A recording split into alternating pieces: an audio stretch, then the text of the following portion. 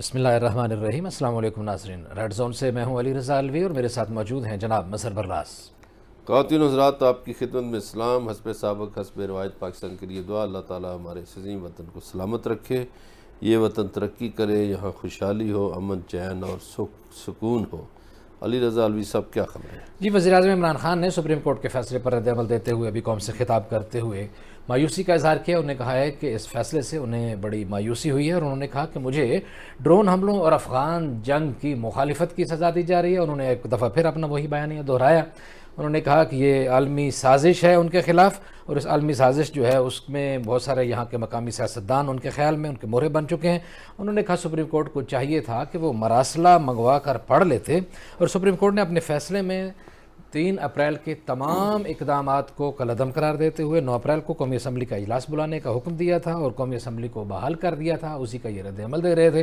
वज़ीर-ए-आज़म इमरान खान ने जाते जाते कौम से कहा है कि वो इतवार की शाम को बाद अज़ नमाज इशा निकलें और एहतजाज करें, और उन्होंने ख़ुद भी ये इंदिया दिया कि वो चैन से नहीं बैठेंगे, और यकीनन जब वो चैन से नहीं बैठेंगे तो उनका मतलब यही है कि वो बरसर इक़्तिदार आने वाले नए हुक्मरानों को भी चैन से नहीं बैठने देंगे। बहरहाल उनकी गुफ्तगू के ज़ेर लब ये लग रहा था कि जैसे वो इस बात को अब तस्लीम कर चुके हैं, इस्तीफ़े वाला जो ऑप्शन है वो ख़त्म हो चुका है और वो कल जो भी सूरत हाल होगी उसको फेस करेंगे सुप्रीम कोर्ट के अहकामात के ऐन मुताबिक। फिर क़ब्ल अज़ीज़ सुप्रीम कोर्ट के फ़ैसले को मौलाना फ़ज़लुर रहमान और शहबाज शरीफ और अपोजिशन के दीगर कायदीन ने आईन पाकिस्तान और जमहूरियत की फ़तह करार दिया था। और मरियम औरंगज़ेब ने कहा था कि पूरे का पूरा हुकूमती टोला जो है वो जहनी तवाज़ुन खो बैठा है, और उनके बकौल इमरान खान समेत तमाम वज़रा ख़ुदकुश बमबार बन चुके हैं। लाहौर में पंजाब असम्बली को ताले लगा दिए गए, खारदार बाड़े लगा दी गई, अरकान असम्बली को वहाँ दाखिल होने से रोक दिया गया, जिसके बाद लाहौर हाई कोर्ट से रुजू किया गया, गवर्नर को भी तब्दील कर दिया गया, और उसके बाद अपनी ही हुकूमत के अपने ही डिप्टी स्पीकर के ख़िलाफ़ तहरीक अदम एतमाद भी लाई गई। दोस्त मोहम्मद मज़ारी का कहना था कि वो आइन की पासदारी कर रहे थे और उनके ख़िलाफ़ जो है अदम एतमाद की तहरीक जो है वो बनती नहीं थी। इस पर भी जायज़ा लेंगे। फिर डिप्टी स्पीकर कासिम सूरी के ख़िलाफ़ भी अपोजिशन ने तहरीक अदम एतमाद जमा करा दिए, और उधर KPK में वज़ीर आला KPK वज़ीर आला खैबर पख्तूनख्वा महमूद ख़ान अचकज़ई के ख़िलाफ़ भी तहरीक अदम एतमाद जमा करवा दी गई है। और मज़हर बर्रास साहब की तरफ बढ़ते हैं। जनाब मज़हर बर्रास साहब, ओवरऑल अभी ख़िताब वज़ीर-ए-आज़म का सारी कौम ने सुना, आपने सुना, हमने सुना, इस ख़िताब का मजमूई तासुर क्या है, इस पर आपका मजमूई तबसरा क्या है? अलवी साहब, एक तो बात पहले चलो सियासतदानों की बाद में मैं करता हूँ।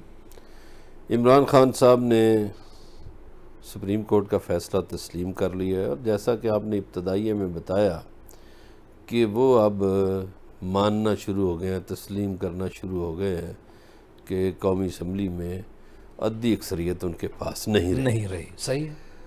अब जो सुप्रीम कोर्ट के जिन बातों से उनको शिकवा हुआ, वो अगर हम वसीउल नज़र होकर देखें, इस पे वकला ने भी बात की है, तो ये 2 बातें तो बड़ी अहम हैं कि जिस नुक्ते पर कासिम सूरी की रूलिंग को मुस्तरद किया गया है, वो जो बेसिक नुक्ता है वो बयान नहीं किया कहीं पर भी। ये होना चाहिए था बयान। और दूसरा जो है, जो बात इमरान खान ने की है कि जी इलेक्शन के हवाले से ये तरमीम करना चाहते हैं, ठीक है, वो तरमीम करना हर एक का हक है। जो दूसरी बात उन्होंने की कि जनाब जो ज़मीर फरोशी हो रही है, उस पर कोई बात नहीं की। ये बातें भी वैसे हम तो कोर्ट से दरख्वास्त ही कर सकते हैं कि ये बातें भी किसी दिन नतारा कर दें। अभी आजकल सियासी मौसम खुला हुआ है, लगा हुआ है, तो इसमें इसी मेले में ये भी आप वजाहत कर ही दें कि आपने वो बेसिक नुक्ता क्यों नहीं छेड़ा। चूँकि अभी वज़ीर-ए-आज़म साहब ख़ुद कह रहे हैं कि मैं उसको पब्लिक नहीं करना चाहता, इसलिए कि उसमें कोड होते हैं। बाकी जो इस्तीफ़ों का ऑप्शन है, देखिए इस्तीफ़ों का ऑप्शन उस वक़्त इस्तेमाल होता है जब सारी पार्टी राज़ी हो। सही है। PTI के ज़राए तो मैं नहीं कहूँगा, वैसे मुझे किसी ने बताया कि जनाबे वाला 85 इस्तीफ़े जमा हुए हैं। 140-41 में से सिर्फ 85 जमा हुए हैं। सिर्फ 85 जमा हुए हैं जो जमा कराने के मतलब जो मुस्ताफ़ी होने के लिए तैयार हुए। जी। तो इस्तीफ़ों का ऑप्शन मेरा ख्याल है पीटीआई के लिए नहीं रहा अब। और अगर वो इस्तेमाल भी करें तो जो नया स्पीकर आएगा वो मेंबर को इन पर्सन बुला के पूछेगा कि जनाबे वाला आपने किसी दबाव पे इस्तीफ़ा दिया या अपनी विल से दे रहे हैं। हाँ सही है। तो उसमें कई मेंबरान मुकर वो जाते हैं। 85 में से तो क्या पता 40 ही रह जाए। जी, हमारा जो कल्चर है, हमारे जो सियासतदानों का, भेड़ बकरियों की तरह बकाऊ माल तो हैं हमारे सियासतदान। अच्छा, इस पे वैसे सुप्रीम कोर्ट को चाहिए था, दरख्वास्त है हमारी कि जनाबे वाला ये जो मंडियां लगती हैं इस पर भी आप कोई तबसरा फरमा देते, कोई रूलिंग दे देते, कोई फ़ैसला दे देते। क्योंकि इसमें जो तरमीम की गई है वो तो पीपल्स पार्टी और नून लीग ने की थी, और इसी का रास्ता रोकने के लिए कि कहीं फ्लोर क्रॉसिंग ना हो। और अगर फ्लोर क्रॉसिंग होनी ही है तो फिर इस तरमीम का क्या फ़ायदा। अब इमरान खान साहब एहतजाज की तरफ जाएंगे, जैसा कि उन्होंने अपनी तकरीर में भी फरमा दिया। इत्तला ये है, वो ये भी किसी ज़रिए नहीं बताया कि अगर उनका एहतजाज बढ़ा तो शायद उन्हें गिरफ़्तार कर लिया जाए, और फिर पता नहीं उसमें उनकी गिरफ़्तारी के लिए मुजाहरे होंगे नहीं होंगे, क्या होगा क्या नहीं होगा। जब हुकूमतें टूटती हैं तो सियासी जमातों में भी एक टूट फूट का अमल शुरू होता है। अब कितने उनके साथी खड़े होते हैं, कितने नहीं होते। मुझे ये बातें इसलिए याद आ रही हैं कि जनाब जब भुट्टो साहब को फांसी दी गई तो भुट्टो साहब की जो पीपल्स पार्टी की सेंट्रल एग्जीक्यूटिव कमेटी थी उसके 40 में से 38 अरकान पता नहीं किधर चले गए थे जी। और उस मरहले पर भी जो कोड़े खाए या जो जेलें भुगती वो पीपल्स पार्टी के आम कारकुनों ने ज़्यादा भुगती। अगरचे उसमें कुछ नामवर सियासतदान भी आए, मगर वो ज़माना शायद और था, नज़रियात का ज़माना था। अब तो मफादात का ज़माना है। सही। चले और अब हमारी सियासत मफादात के गिर्द घूमती है। मैं एक और बात कर लूँ जी, ये फैसले के हवाले से हमारे सियासतदान अजीब हैं। फैसला हक में आ जाए तो हक की फतह हो जाती है, और ख़िलाफ़ आ जाए तो तनकीद शुरू हो जाती है। आपको याद होगा कि जब सुप्रीम कोर्ट ने मियाँ नवाज शरीफ के बारे में फ़ैसला दिया था तो नवाज शरीफ जजों को जिन नामों से पुकारते थे पब्लिकली, वो हम यहाँ नहीं कह सकते। तो हमारे सियासतदानों को सोच समझ के बोलना चाहिए। काबिल एहतराम अदारे कहते हैं कि काबिल एहतराम है तो उनका एहतराम भी करना चाहिए। जी फरमाइए। अच्छा जी, हो गया आपकी बात ख़त्म। जी। अच्छा, पूछना ये था, अब वो इन्होंने जो अभी बात की है और ये जो बयानिया देने की कोशिश की है, एक राइटर्स को इंटरव्यू देती हुए सिक्योरिटी के ज़राए ने ये बात की है, जो नेशनल सिक्योरिटी काउंसिल के हवाले से जो बार बार जोर दे रहे थे, और अपोजिशन के लोगों ने भी उसके ऊपर बड़ा दबाव बढ़ाया और उन्होंने मुतालबा किया कि अगर वाकई कोई अमरीकी साजिश है तो उसको बरसरेआम बताया जाए। ISPR बता दें, DGISI बता दें, आर्मी चीफ साहब बता दें। और उसके बाद हमने देखा कि किसी आर्मी ऑफिशियल ने राइटर्स को इंटरव्यू दिया जो तमाम मीडिया में हाईलाइट हुआ कि ऐसी कोई बात ही नहीं है। तो आपको क्या लगता है कि वज़ीर-ए-आज़म इमरान खान का ये बयानिया कि उनके ख़िलाफ़ वाकई कोई अमरीकी साजिश हो रही है, ये इस मुल्क के जो पढ़ा लिखा तबका है उसमें बिक जाएगा? नौजवान जज्बाती जो उनके कारकुन हैं, जो ट्विटर के ऊपर ट्रोल चलाने वाले हैं, वो तो खैर गालम गलोच पे लगे हुए हैं, अदलिया को भी गालम गलोच कर रहे हैं, इदारों को भी कर रहे हैं, लेकिन क्या उनका ये बयानिया समझदार तबका बाय कर लेगा? इसमें पहली बात तो ये है कि पाकिस्तान में समझदार तबका कितना है, ये एक बड़ा सवाल है। पाकिस्तान में खानगी की शरह कितनी है, ये भी हमें सोचना पड़ेगा ना कि समझदार तबका है कितना, और फिर जो समझदार तबका है वो सियासत से कितनी दिलचस्पी रखता है, नंबर एक। दूसरा सवाल ये जो है, ये जो मरासले की बात की, मेरी कुछ एम्बेसडर से बात हुई कि ये क्या चक्कर होता है, तो उनका ये कहना था जनाब जब हम कोई इस तरह का मरासला भेजते हैं तो वो पाकिस्तान में किसी एक जगह नहीं जाता, 10 जगहों पे जाता है। एक मरासला फॉरेन ऑफिस को जाता है, एक मरासला प्राइम मिनिस्टर ऑफिस को जाता है, उसी मरासले की कापी ईवान सदर जाती है, उसी मरासले की कापी GHQ जाती है, उसी मरासले की कापी ISI को जाती है और दीगर एजेंसियों को या इन अदारों को 10 जगह पे ये कापी जाती है। अब जो इसका सच और झूठ है वो साबित करने के लिए कि क्या कहीं को ऐसा तो नहीं कि फॉरेन ऑफिस को जो मरासला आया उसमें कोई अमेंडमेंट हो गई हो, चूँकि नेशनल जो हमारी कौमी सलामती की कमेटी है उसकी मीटिंग तो हुई है। उस मीटिंग के बाद अब ये जो कमीशन बनाने की बात हो रही थी, ये अच्छी बात है, बन जाए और बाकी इदारे भी अपनी अपने वो मरासला ले आएंगे कि हमें ये उस मरासले में, मैं ये ज़रूर कह सकता हूँ कि उस मरासले में अपोजिशन के अरकान का कहीं जिक्र नहीं है कि अपोजिशन के लोगों से किसी ने राब्ता किया है। उसमें ये ज़रूर है कि हुकूमत हटाओ या अच्छा नहीं होगा, फलां नहीं होगा, वो बातें हैं, लेकिन ये कहना कि अपोजिशन के किसी बंदे से राब्ते का कोई तस्करा है वो उस मरासले में नहीं है। जी जी, आपने देखा मज़हर बरला साहब कह रहे हैं जी कि उस मरासले में कोई अपोजिशन के लोगों से राब्ते का कोई तस्करा नहीं है।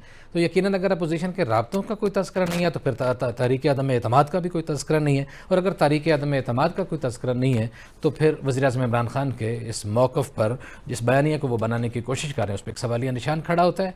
वो क्या सूरत हाल होगी, ये क्या अमलन इसमें सच्चाई कितनी है, और ये एक नैरेटिव बिल्डिंग के हवाले से इसकी हकीकत क्या है, इसको जानने के हमारे साथ रहिएगा। मिलते हैं ब्रेक के बाद।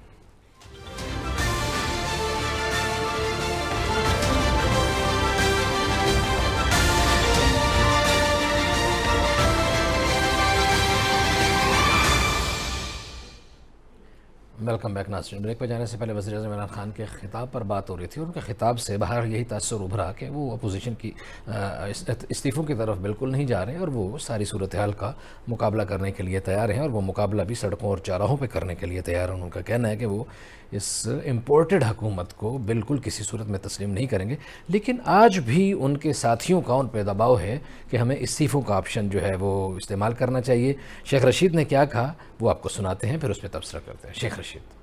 खान साहब को कल कह चुका हूँ, अभी भी कहूँगा कि आखिरी ऑप्शन हमारे पास ये है कि हम इस्तीफे दे दें। गैर मुल्की ताकतें जो पाकिस्तान में अपनी सोचों को मसलत करना चाहती हैं और आज़ादी को सलब करना चाहती हैं, घड़ी दो घड़ी की जीत या हार का मसला नहीं है। असल मसला ये है कि हर कोई इस केस में एक्सपोज हो गया है। मैं 3 महीने पहले कहता था इस्तीफे दे दो, जी मैं 3 महीने पहले भी कह रहा था इस्तीफ़े दे दो, और वज़ीर-ए-आज़म इमरान खान को अब भी यही कह रहा हूँ कि इस्तीफ़े दे दो, हमारे पास आखिरी ऑप्शन अब यही बचा है और कुछ नहीं बचा हमारे पास।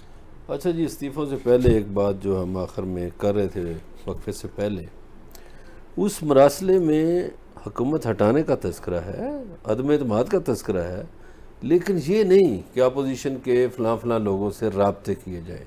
सही, यानी जो बात अपोजिशन कह रही है ना कि हमें किस ज़ुमरे में गद्दार कहा जा रहा है, वो बात तो उस मरासले में नहीं है। सही है। अब इसमें ये कहा जाता है कि देखिए 2 हुकूमतों के बारे में, एक श्रीलंका की हुकूमत थी, एक पाकिस्तान की, जहाँ जिनके बारे में बातें हुई। श्रीलंका वाले तो बेचारे पैकअप करके चले गए, वहाँ तो ख़त्म हो गई हुकूमत। पाकिस्तान में अब कल जो है, अब इसमें देखिए इस्तीफ़ों वाला ऑप्शन तो हम पहले डिस्कस कर चुके कि वो ख़त्म है। अगर कुछ लोग इस्तीफ़ा दें भी, जो जैसा कि पहले बात हुई कि अगर 40-50 लोग इस्तीफ़ा दें भी तो इलेक्शन हो जाएंगे, लेकिन खान साहब फरमा रहे हैं अपने वर्कर्स को कि मैं लड़ूंगा। अब उनके पास लड़ने के लिए 2-3 रास्ते हैं। असम्बलियाँ तोड़ने का रास्ता ख़त्म हो चुका है जी हाँ, कि पंजाब में भी अदम एतमाद आ चुकी है, KP में भी आ चुकी है, कौमी असम्बली में भी आ चुकी है। सही है। असम्बलियाँ तो अब ये नहीं टूट सकती। सही है। गवर्नर राज का अगर वो चांस लेते हैं तो गवर्नर राज अगर लगा भी दें तो 2 दिन बाद दूसरी हुकूमत आके गवर्नर राज ख़त्म कर देगी। सही है। तो गवर्नर राज का सिस्टम भी ख़त्म हो गया। सही है। तीसरा रास्ता उनके पास ये है कि वो अपने सदर आरिफ अलवी साहब से कहें कि वो हालात के मद्देनज़र एमरजेंसी लगा दें। सही है। ये एक रास्ता है। और इसके अलावा एक और रास्ता है कि जनाब कौमी असम्बली में वो उसी तरह का कोई काम कर दिखाएं। फिर चूँकि अगर आपको माजी में याद हो तो फवाद चौधरी के जो अंकल चौधरी अल्ताफ़ हुसैन गवर्नर थे पंजाब के, तो उन्होंने असम्बली तोड़ी और लाहौर हाई कोर्ट ने बहाल कर दी। तो उन्होंने पूछा कि कोर्ट ने ये आर्डर तो नहीं ना दिया कि दोबारा नहीं तोड़ी जा सकती। उन्होंने कहा नहीं, तो उन्होंने फिर से तोड़ दी असम्बली। तो वो ऑप्शन भी आजमाया जा सकता है। बज़ाहिर यही ऑप्शन नज़र आते हैं। उसके अलावा खान साहब के पास कोई ऑप्शन नहीं बचा, नहीं, लेकिन सिवाय इसके कि वो तस्लीम करें और अपनी जो हद्दी अक्सरियत खो बैठे हैं वोटिंग होने दें और जो बनता है बनने दें उसको। ऐसे ही है। लेकिन इस फैसले में भी कोर्ट ने बड़ा डिटेल से ज़ाहिर कहा है कि रुकावट ना डाली जाए, अदम एतमाद की गिनती पूरी करने दी जाए, और अगर अदम एतमाद कामयाब हो जाती है तो वज़ीर आज़म के नए वज़ीर आज़म के इंतखाब तक का मामला जो है वो करने दिया जाए और उस वक्त तक इजलास को मुलतवी या मुअख्खर न किया जाए।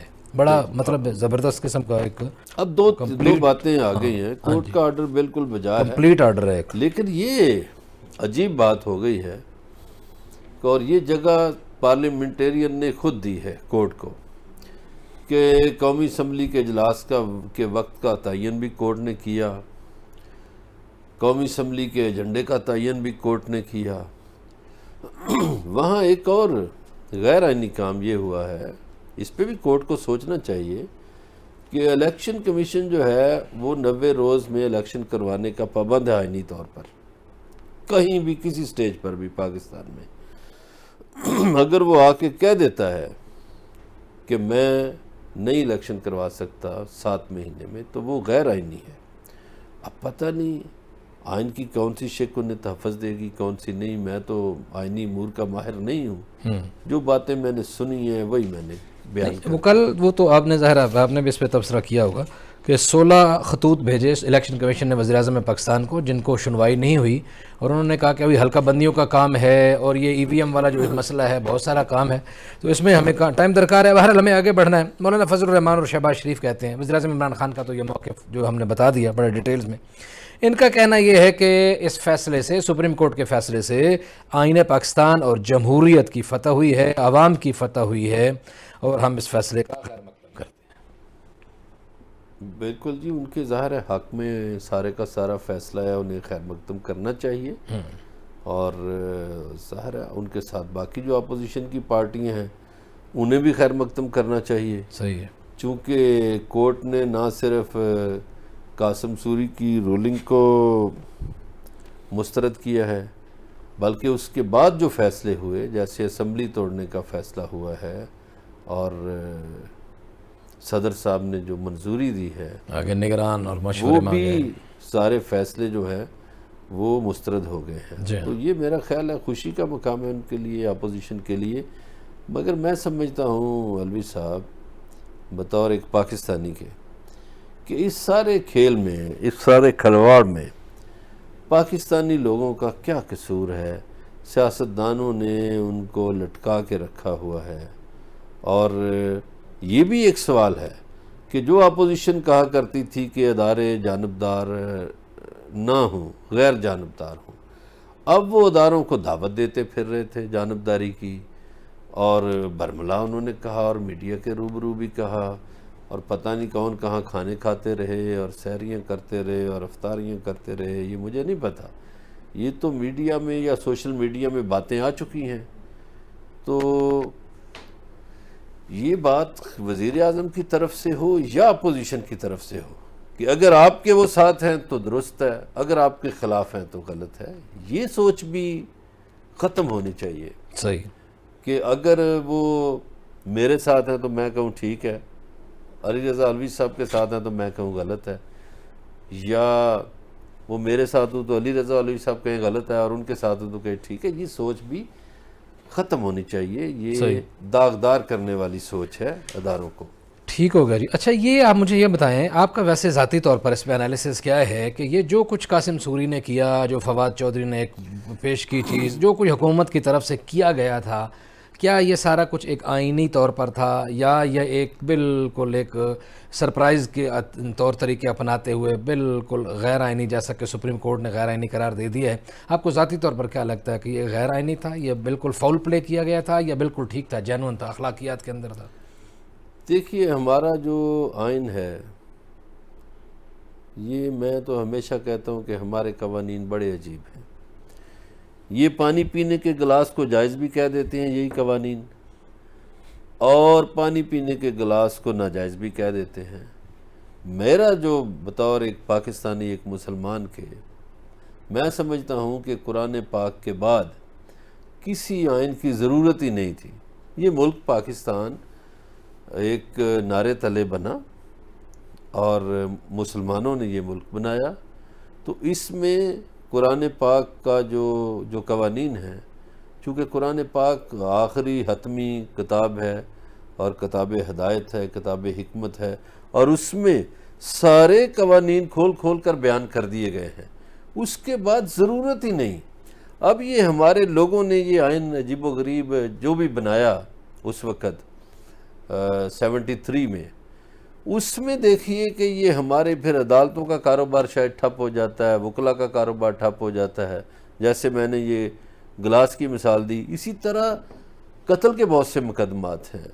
और ये भी देखिए अलवी साहब कि बहुत से मुकदमात इंसाफ के मुंतज़र हैं, यानी साने मॉडल टाउन के जो शहदा के वर्सा हैं वो रोते रहे, उन्हें इंसाफ आज तक नहीं मिला, मगर जिनको इंसाफ मिलना था उनको छुट्टी के रोज़ भी इंसाफ मिल गया। जी बिल्कुल सही है जी। ये वाकई एक बहुत बड़ा वाक़या सानिया मॉडल टाउन, और सानिया मॉडल टाउन वाले तो ज़ाहिर है हुकूमत के अलाइज थे, और यहाँ इस्लामाबाद में धरना देने के लिए पहला कंधा डॉक्टर ताहिरुल कादरी और मिनहाजुल कुरान और पैट का पाकिस्तान अवामी तहरीक के लोगों ने दिया था।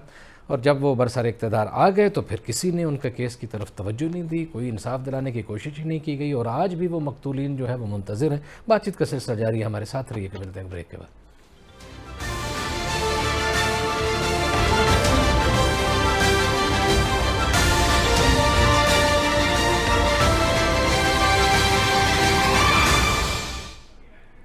वेलकम बैक नाज़रीन। ब्रेक पे जाने से पहले अपोजिशन, मौजूदा अपोजिशन जो इस वक्त तक अपोजिशन है, उन लोगों की राय जानने की कोशिश कर रहे थे कि सुप्रीम कोर्ट के इस फैसले पर उन्होंने क्या रद्द-ए-अमल दिया। मरियम औरंगज़ेब ने भी रद्द-ए-अमल दिया। उन्होंने कहा कि पूरे का पूरा हुकूमती टोला ज़हनी तवाज़ुन खो बैठा है, और उनके बकौल इमरान खान समेत तमाम वज़रा खुदकुश बमबार बन चुके हैं। जी मज़हर मल्लाह साहब, इस स्टेटमेंट पर आप क्या कहेंगे? जी, मैं ऐसे ही बयानात उस वक़्त भी सुना करता था जब पनामा केस चल रहा था, और फ़रीक मुख्तलिफ थे। वो जो अब दूसरी तरफ हैं वो उस वक़्त एक और तरफ होते थे, अब जो एक तरफ हैं वो दूसरी तरफ होते थे। तो बयानात तो हमारे सियासतदान इसी तरह के देते हैं, और एक दूसरे को पता नहीं क्या कुछ कह जाते हैं। मैं तो वो लफ्ज़ ही नहीं बोल सकता जो ये बोलते हैं एक दूसरे के बारे में। और सियासतदानों ने पाकिस्तान में सियासत का भी मजाक उड़ाया है, जमहूरियत का भी मजाक उड़ाया है, आइन और कानून का भी मजाक उड़ाया है। वो किसी तरफ से भी हूँ, मैं हमेशा यहाँ बैठ के कहता रहा हूँ कि हमारे सियासतदानों को ऐसी ज़बान बोलनी चाहिए जो शाइस्ता हो, नाजेबा ना हो। वो कोई भी हो, वो खा हुकूमती पार्टी से हूँ, खा अपोजिशन से हूँ, नाजेबा अल्फाज जेब नहीं देते। क्या लोगों की तरबियत करेंगे अगली नस्ल की, और झूठ एक दूसरे पर तोहमतें बांधते हैं, झूठ बोलते हैं। ये रवैया है हमारी सियासत का, मजबूरी रवैया है। तो इसमें अब देखें, ये जो शहबाज गिल हैं, इसी तरह उन दिनों में तलाल चौधरी थे, एक ही इलाके के अल्लाह माशाल्लाह, और एक ही जैसी ज़बान बोलते हैं, जैसे ज़बान बोलते हैं। तो मैं इन पे क्या कहूँ सियासतदानों पे। ठीक हो गया जी। अच्छा, ये पंजाब की सूरत हाल क्या है जी? पंजाब असम्बली, ताले, और एक होटल में इजलास, और फिर अदालत से रुजू, और फिर अपने ही डिप्टी स्पीकर के खिलाफ अदम एतमाद। क्या सूरत हाल है जी? क्या हो रहा है? ये क्या हो रहा है? देखिए, पंजाब में वफाक से ज़्यादा गंद मचा हुआ है, मैं इसको गंद कहूँगा, कि वहाँ जो हुकूमती पार्टी थी उसमें 3-4 ग्रुप बने हुए थे, और जो गवर्नर थे उन पे उनको शक था हुकूमत वालों को, तो उन्होंने गवर्नर चेंज कर दिया और चौधरी सरवर ने उसके बाद प्रेस कॉन्फ्रेंस कर दी और उमर चीमा को गवर्नर बना दिया गया। एक मेरा भी सवाल है आम लोगों से, आपसे भी, और हमारे जो अरबाब इख्तियार हैं उनसे भी, कि इनको उस वक़्त तक बुराइयां नज़र क्यों नहीं आती जब तक ये किसी ओहदे पर होते हैं। यानी चौधरी सरवर साहब जब तक गवर्नर थे तो बुराई नज़र नहीं आई, आज गवर्नर से हटे तो अगले दिन प्रेस, उसी दिन सुबह हटे तो दोपहर को प्रेस कॉन्फ्रेंस कर रहे थे। एक तो ये भी रवैया गलत है, आपको जो बुराई नज़र आए तो आप हुकूमत में भी हो तो कहें जी ये गलत काम है। यही तो उन्होंने बताया बरला साहब कि वो काम मुझे गलत करने के लिए कहा गया, मैंने नहीं माना तो मुझे हटा दिया गया रात के अंधेरे में। यही तो वो बता रहे थे। जो उन्होंने बातें की, आप उनकी प्रेस कॉन्फ्रेंस देखें, उसमें एक ये बात है ना, बाकी बातें उनकी जो होती रहीं और जो उनके मुखालफिन उनके बारे में कहते रहे, तो आपको जब इक़्तिदार में होते हैं तो उस वक़्त कहना चाहिए ना कि ये बुराई है, ये बुरी चीज़ है। यानी अब मिस्टर तारक बशीर चीमा कह रहे थे कि जी हर थर्सडे को इजलास होता है हाउसिंग मिनिस्ट्री का, प्राइम मिनिस्टर साहब बुलाते हैं, मुझे नहीं बुलाया। तो भाई आपको जिस दिन पहले दिन नहीं बुलाया था आप रिज़ाइन करते। हमारे सियासतदानों में अखलाकियात की कमी है, जुर्रत नहीं है अखलाकी इनमें, ये इक़्तिदार से चिमटे रहने की ख्वाहिश है इनमें। वो जो जमहूरी पार्टियों में अमरीयत है असल में ये उसका नतीजा है ना, जहाँ भी हो।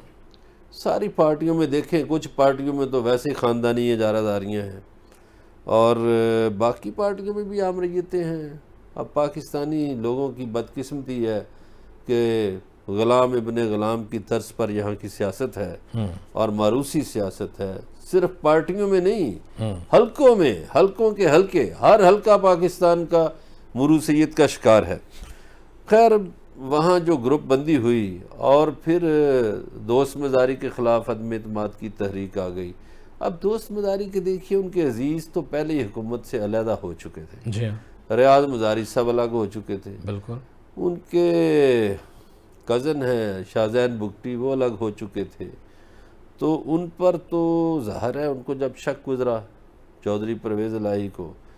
अब होना तो ये चाहिए था कि जिस तरह इजलास बुलाया था वोटिंग हो जाती, मगर शायद चौधरी बरादरान के पास वोट पूरे नहीं थे, तो उन्होंने वहाँ इजलास ही नहीं होने दिया। डीलिंग टैक्टिसेस सेम थी विफाक वाली। तो ऊपर से जो इन्होंने बजाय अदालत के जाने में देर की, नून लीग ने या जो पीटीआई के लोग मिलकर आए उन्होंने, कि आपका इजलास नहीं होने दिया, आप लाहौर हाई कोर्ट चले जाए। इन्होंने भी खज्जल खार कर दिया एमपीएस को, होटल में इजलास कर रहे हैं। कल को कोई बंदा किसी शादी हाल में इजलास करे और कहे जी मैं वज़ीर आज़म हूँ या मैं वज़ीर आला हूँ, ये गलत, ऐसे तो बिल्कुल नहीं हो सकता। लेकिन अपोजिशन वाले इल्ज़ाम लगाते हैं, जिस तरह इमरान खान साहब इल्ज़ाम लगा रहे हैं कि वहाँ भी मंडी लगी हुई है, लोगों को तोड़ने के लिए कोशिशें की जा रही हैं, 4-4, 5-5 करोड़ रुपए देने की कोशिश कर रहे हैं ताकि हमें वोट दो, हमें वोट दो। तो मंडी के शुरू दिन से खिलाफ हैं, और ये जितने एमपीएस भी इस तरफ से हूँ या उस तरफ से जो गए, इन्होंने गलत किया है। जिस पार्टी से जीत के आए आप उसी में रहें, वो नून से जीते या पीपल्स पार्टी से जीते या पीटीआई से जीते या किसी पार्टी से, आपको उस टर्म में जहाँ से आप जीते हैं आपको वहीं खड़े रहना चाहिए। अब ये लोग जो मिस्टर अलीम खान है, आप सीनियर वज़ीर रहे, जब आपकी बात नहीं बनी वजारत आला की तो आप उधर चले गए। इसी तरह और वज़ीर हैं जो उस्मान बुज़दार की काबीना में थे, उनके बड़े करीब वो असद खोखर, वो भी जाके नून लीग में मिल गए। तो गुजारिश ये है कि हमारी पार्टियों को, मैं फिर से कह रहा हूँ कि अखलाकियात का मुजाहरा करना चाहिए, दरवाजे बंद कर देने चाहिए ज़मीर फरोशों के लिए। हुकूमती कोई भी पार्टी हो, हुकूमती पार्टी हो या अपोजिशन की पार्टी हो, दरवाजे बंद रखने नहीं। लेकिन इसमें एक और बात भी है मज़हर वल्लाह साहब, ये एक नैरेटिव बिल्ड करने की कोशिश की, बिक गए हम नहीं कहते जी, या अपोजिशन वाले कह रहे हैं कि चौधरी परवेज़ इलाही और उनके बेटे ने मंडी लगाई हुई है, उधर वज़ीर आज़म कहते हैं जी कि इन्होंने मंडी लगाई हुई है पोजीशन वालों ने, दोनों के इल्ज़ामात को हम एक साइड पर रख देते हैं। लेकिन ये बात तो कहीं स्टैंड करती है कि ये मौजूदा हुकूमत 4 सालों में डिलीवर करने में बुरी तरह नाकाम हुई, एक वादा भी पूरा नहीं किया, महंगाई आसमानों पे पहुंच गई, अद्वियात की महंगाई आसमानों पे पहुंच गई, डॉलर आसमान पे पहुंच गया, डीजल पेट्रोल आसमान पे पहुंच गया। तो अपनी नालायकियों को छुपाने के लिए खरीदारी के पीछे छुपने की बात जो है, गुजारिश तो लोगों का ज़मीर इसलिए जाग गया होगा कि यार ये डिलीवर नहीं कर रहे तो हम इनको छोड़ दें, किसी और के पास चले जाएं। इसका बड़ा सादा हल है कि जब आप देखते हैं कि 4 साल हो गए हैं तो हमारी अपोजिशन की पार्टियों को 1 साल और सब्र करना चाहिए था। जैसे पीपल्स पार्टी की हुकूमत ने टर्म पूरी की, नून लीग की हुकूमत ने टर्म पूरी की, और इनको भी टर्म पूरी करने देना चाहिए था ताकि इनके पास जवाब ना रहता कि हमें काम नहीं करने दिया गया। देखिए जी, हम आखिरी साल में पता नहीं फलां दरख्तों से पत्ते तोड़ने थे, हमने वो नहीं तोड़ सके, तारे तोड़ने थे नहीं तोड़ सके।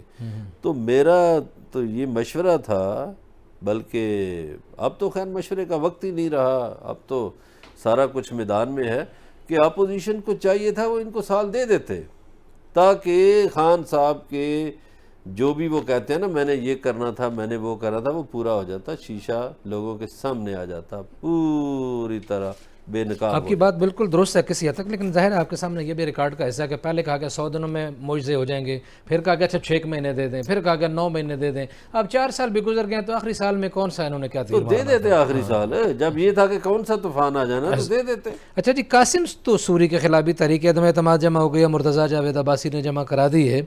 और जो हमने पहले एक बात कर रहे थे उसमें उन्होंने बहुत सारी बाकी इल्ज़ामात के साथ ये कहा कि उन्होंने दानिस्ता आइन को सबूताज किया और आर्टिकल 6 के ज़ुमरे में आते हैं। और जो पेंडिंग केसेस की हम बात कर रहे थे उसमें भी एक पेंडिंग केस है कि लश्करी रईसानी के मुकाबले में ये इलेक्शन जीत के आए और वो हाँ मुकदमा हार गए, अभी ये अपील पे हैं, उसके ऊपर क्या कहते हैं स्टे पे हैं। और मेरा ख्याल है कि शायद अभी ये अदम एतमाद की कामयाबी के बाद शायद कहीं उस केस का भी फैसला आ जाए जो बहुत अरसे से पेंडिंग पड़ा है। स्टे पर तो यहाँ ये तो डिप्टी स्पीकर है, कुछ भी नहीं, यहाँ तो एक वजीर आला स्टे पे रहा। ये जो अब वजीर आज़म बनने के चक्कर में फिर रहा है, जो ये कहता है कि बेकारियों की कोई चॉइस नहीं होती, ये पूरा टेनोर स्टे पे रहा। सही है। और ये अखलाकियात नहीं है हमारे सियासतदानों में। मैं बिल्कुल गैर जानबदार होकर ये बात कर रहा हूँ कि किसी तरफ के सियासतदानों में अखलाकियात नाम की चीज़ नहीं है। सही है, बिल्कुल सही। इनको स्टे मिल जाए तो जायज़, उसको मिल गया तो गलत। नहीं, हम गलत सही की बात ही नहीं कर रहे, मैंने तो ये बात की। हाँ, तो वो वज़ीर आला साहब जो रहे पंजाब में वो स्टे पे रहे, और कितने लोग हैं जिनके इलेक्शन भी बेनकाब हो गए, ख्वाजा आसिफ टाइप लोग हैं ना, तो किस तरह जीत के आए। अब यहाँ क्या पर्दा इनके खोलने हैं। तो भाई इस हमाम में ये सब नंगे हैं सियासतदान। सही है जी, इस हमाम में सारे ही नंगे हैं और जो अखलाकियात के लंबे लंबे भाषण देते हैं वो खुद अपने गरेबानों में झांकने की बिल्कुल कोशिश नहीं करते। उनके कौलो फ़िल में इतना तजाद है कि कहते कुछ हैं और करते कुछ हैं कवाकिब कुछ, नज़र आते हैं कुछ, देते हैं धोखा ये बाजीगर खुला। आज इतनी आपसे मुलाकात होगी, कल अपना ख्याल रखिएगा। अल्लाह नगहबान।